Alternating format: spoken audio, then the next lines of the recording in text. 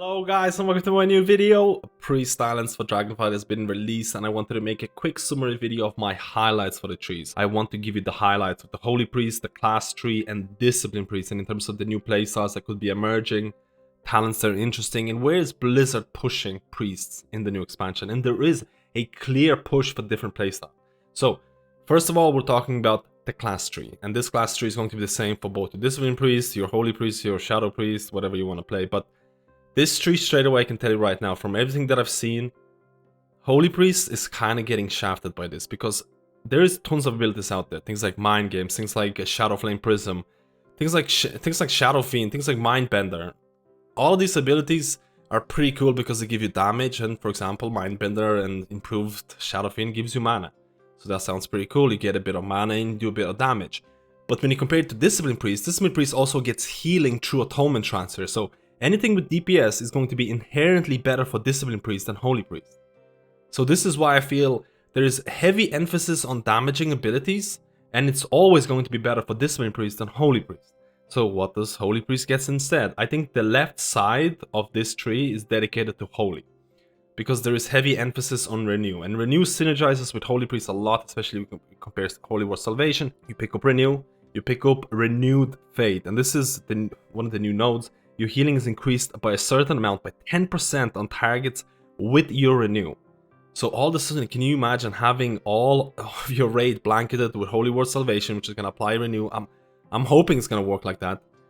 So you get Renew on everyone, and this is going to add so much additional healing to those targets. So you can straight away see a push towards Renew. And then again, you see Benediction. Your Prayer of Mending has a 25% chance of leave Renew on a target. And then Prayer of Mending has a 6% chance to not consume a charge. So there's synergy with Prayer of Mending, with Renew. You already had this. This is already there. That I picked the mana regeneration here as well. I went down this route. Smite deals additional damage. It's not all that big when shielded. And then you get Blessing of Renewal. Renew heals for an additional 5% and its mana cost is reduced by 10%. So straight away, Renew is becoming more efficient, stronger, and there's already insane synergies with increased healing. So I'm assuming the Blizzard wants you to use Renew, because right now Renew is not really all that hot right now in Shadowlands in terms of when to use it. You're probably only using it when you have to move and you have no other abilities that you can use at that given point. And then you have Unwavering Will. While above 75% health, the cast time of your Flash Heal, Prayer of Healing, and Smite are reduced, so you cast heals faster, which is cool. I'm not gonna knock this. And then you have Holy Word Life, and I have big gripes with this. So a word of holy power that heals a target. If the target is not below 20% health, which is very, very low, the caster takes damage equal to the amount healed. So this is something like Light the Martyr for Holy Paladin. But healing is increased by 150% to targets below 20% health, instant cast, 30-second cooldown. So you have this instant cast, 30-second ability that's almost like Lay of Hands or something if you cast it on someone that's really, really low. But 20% HP, I don't know how much value you're going to get out of this, because a lot of the times, how many targets are going to fall below 20% HP? We'll have to see, but I'm not overly excited about this, because I do think it has a lot of life-saving potential, but how much use are you going to get out of this? Outside of that, again, I talked about Renew. You'll notice this bad boy right here. Power Infusion is back. Now, this is another big discussion for you. I really want to hear the comments and things like that. I'm going to read them. Power Infusion is back. You can use it, infuses a target with power. So I'm assuming you can use it on an ally. Now, how do I explain it? My gripe with Power Infusion is the fact that it's here in the class tree. I don't think there's going to be a single priest spec out there that's not going to pick Power Infusion. If you're adding these abilities in a class tree, as mandatory as Power Infusion is going to be, why even add it in a class tree? Just make it baseline for every single priest spec out there, because who's not going to pick Power Infusion? One of the reasons why Holy Priest is actually meta right now is because of Power Infusion. If Power Infusion wasn't available for Holy Priest, especially in Mythic Plus pushing, I don't think Holy Priests would be the S tier that they are right now. So my question to you is that, how do you feel about Power Infusion coming back? Do you think Power Infusion should be only castable on yourself?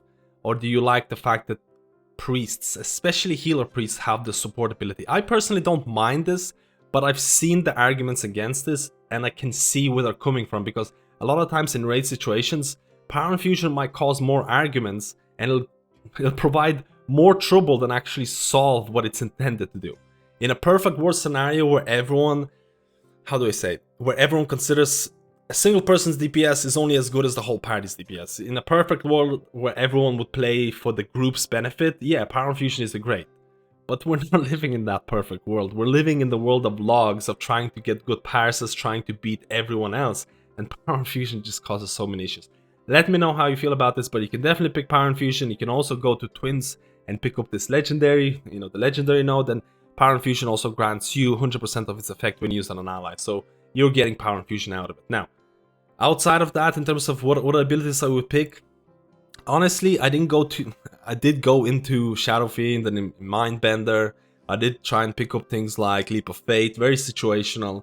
I wasn't hugely impressed by this, but that's the only way I could get Twist of Fate. I think Twist of Fate would be cool for Holy Priest, depending on the situation.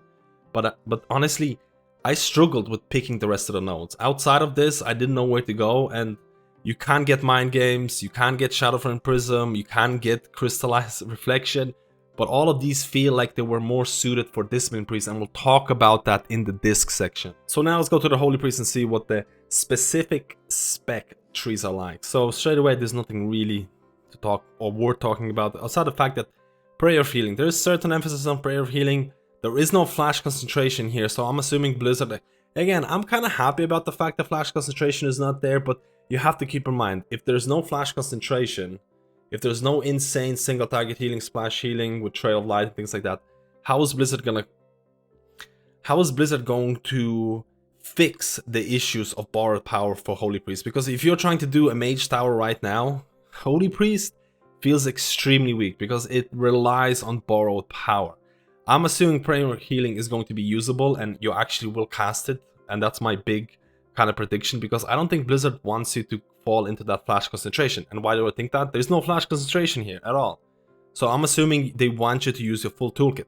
So outside of that, there's not a huge amount to talk about. You can pick up Divine Star, you can pick up Halo. There's a lot of similar things here that you've seen. When we go down a bit more, you'll start to see like the very end row is when you start seeing something new.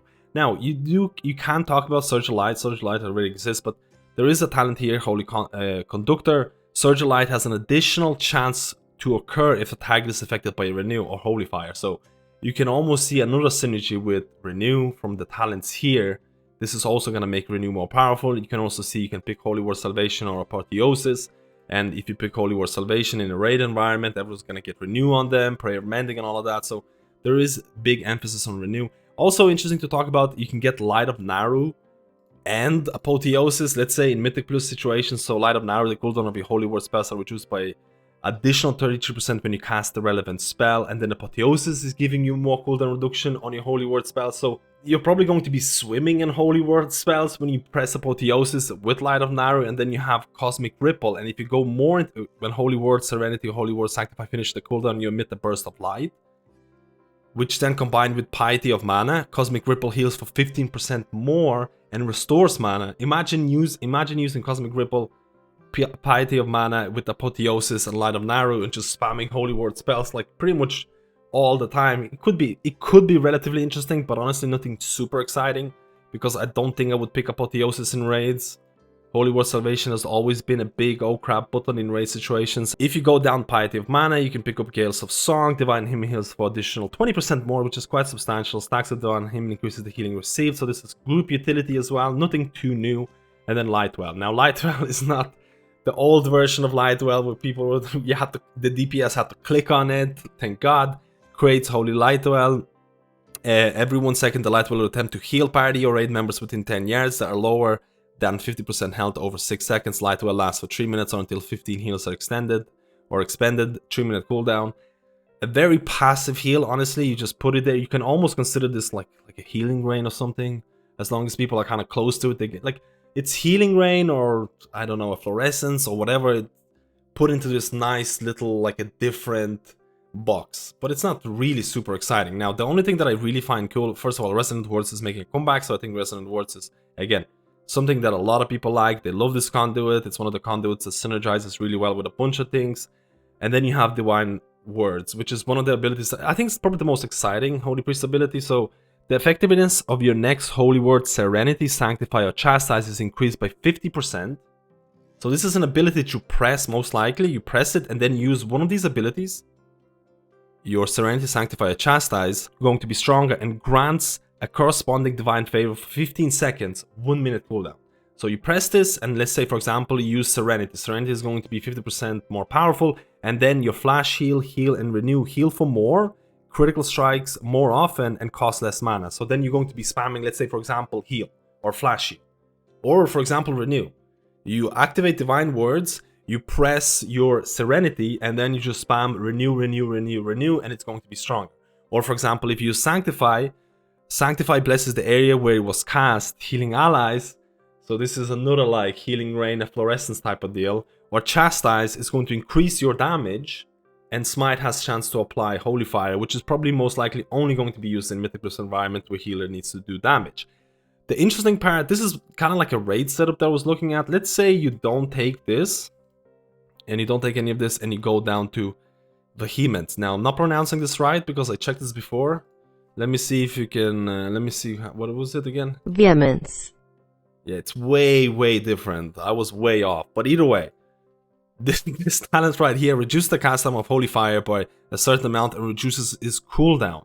So your Holy Fire is going to be, like, this is the first time I've seen a talent tree for a healer where it's only giving you damage. It's not giving you any healing in return, only damage. I haven't seen this before. I've looked at the Druid one and things like that. Even when you compare it to Circle Life Undead for Druid or Convoke, you always had an option of dealing damage or healing or doing both. While in Holy Priest, it only gives you damage here because it reduces the cooldown and cast time of Holy Fire. And then let's say you go down to Searing Light, where Smite deals additional damage to targets affected by Holy Fire, and Holy Nova deals additional damage to targets affected by Holy Fire. So all of a sudden Holy Fire is becoming your bread and butter for extra damage. And then you're picking Blaze talent, which refreshes Holy Fire. Your next 3 cast of Holy Fire cost no mana, incur no cooldown, and cast instantly. 30-second cooldown, passive. Whatever Holy Fire is reapplied, the duration is now extended instead.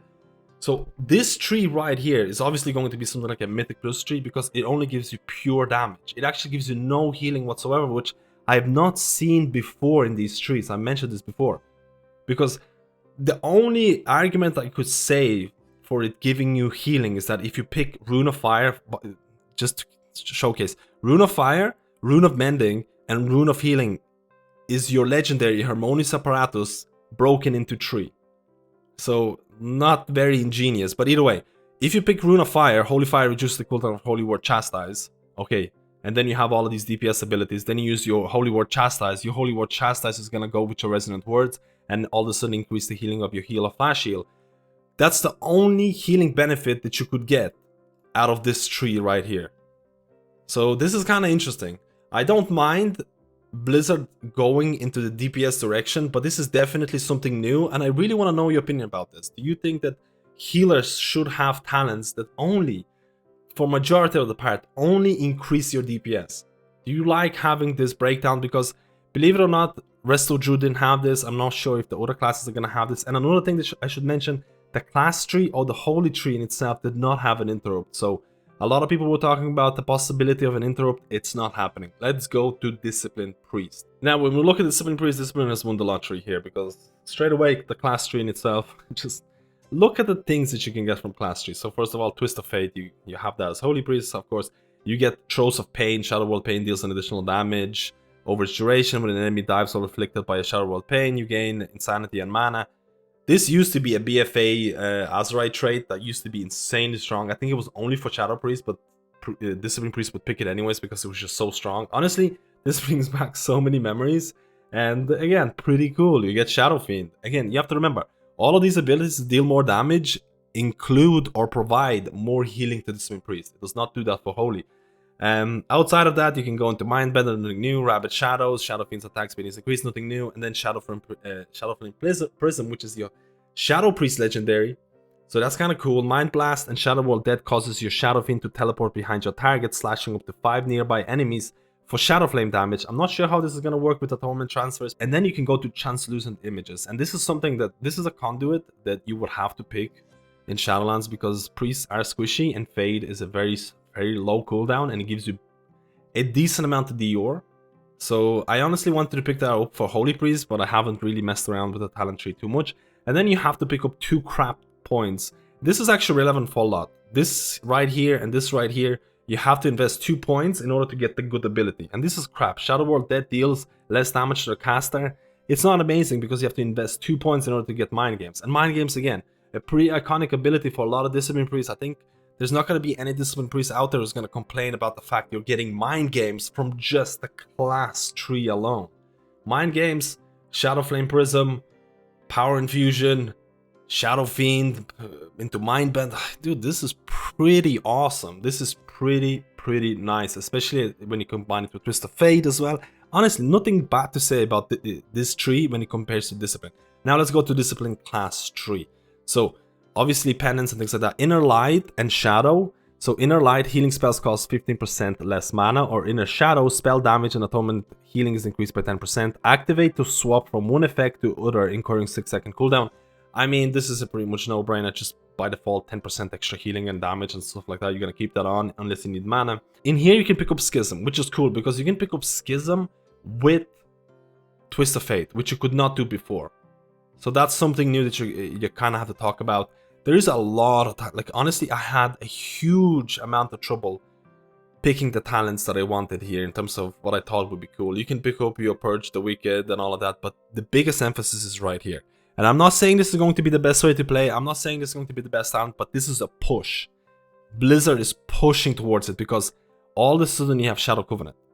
So you're getting a Shadow Covenant, okay, whatever. I had Shadow Covenant for the whole Shadowlands and all of the expand, like, it doesn't matter. I've never used it. It was never used. In here, when you read it, make Shadow Pact, healing the target and 4 other injured allies within 30 yards. I'm assuming this is going to be 30-second cooldown. I don't know, but I'm assuming. For 7 seconds, your Shadow spells deal 25% increased damage and healing, but your Holy spells deal 50% decreased damage and healing. Now, that's new. In the previous version, you just could not cast Holy spells whatsoever. So if you cast your Shadow Covenant, you can't cast any Holy spells. You couldn't cast Penance and things like that. Then you're like, oh, what's going on?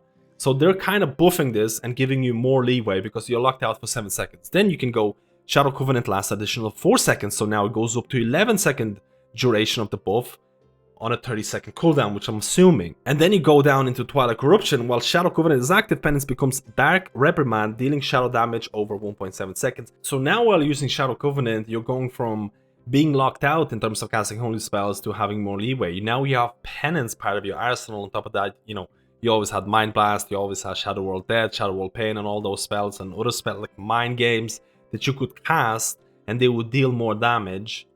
And you're getting a big push here for Shadow Covenant. And not only that, but then you go into possible Divine Star or Halo. I'm going to pick Divine Star here right now. Then you can go into Twilight Empowerment, which again, I feel is not a great way to put 2 points in. Shadow World Dead's damage triggers atonements when used on targets below 20% health. I think very situational, but you get this wickedness. And this is something that a lot of people are talking about. So Divine Star and Halo now deal shadow damage. So now you can use Divine Star as part of your Shadow Covenant rotation.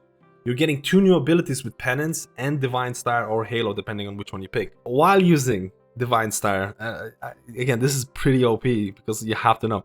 Divine Star deals additional shadow damage over 6 seconds to enemies in its path. Enemies hit with Divine Star are silenced for 2 seconds. So Divine Star has 15-second cooldown, and now you're going to silence people. In Raid, very little usage unless there's going to be a specific kind of like an add mechanic. In Mythic Plus, pretty overpowered, especially if you can delay it and use it at specific times where, again, this is pretty wild.